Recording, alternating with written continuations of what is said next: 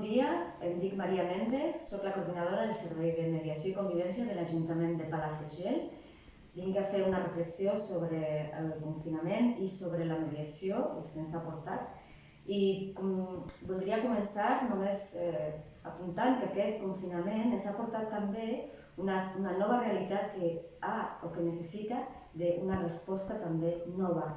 Nosaltres veiem que com tres idees importants que són: la primera seria veure que hi ha generat molta incertesa, una emocionalitat molt d'incertesa, de molta por, i nosaltres tenim des de la mediació l'oportunitat de transformar aquesta incertesa i aquesta por no en un control, sinó en donar protagonisme a les persones perquè elles puguin ser responsables d'això, és donar-los poder, no deixar-les en un posicionament de víctima, sinó donar-les aquest protagonisme.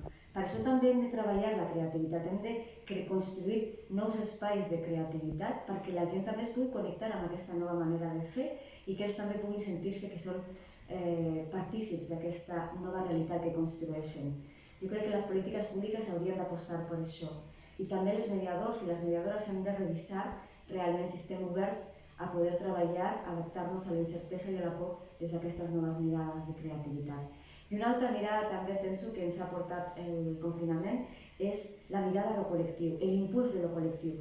Les polítiques públiques haurien de continuar amb aquesta línia, amb aquesta mirada a lo col·lectiu, des d'una mirada comunitària, des de fer participar a tothom perquè se senti part d'aquesta construcció de la nova realitat. La mediació, des de la mediació comunitària, és el que fem, restablint les relacions de confiança en aquest moment tan importants a l'espai públic i a les comunitats de veïns.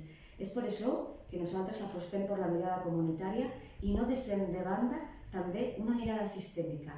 No només les persones dins de la comunitat, sinó mirar les interaccions que tenen entre ells per realment construir això sense perdre'ns i canviar la narrativa bèl·lica per una narrativa de cultura de pau.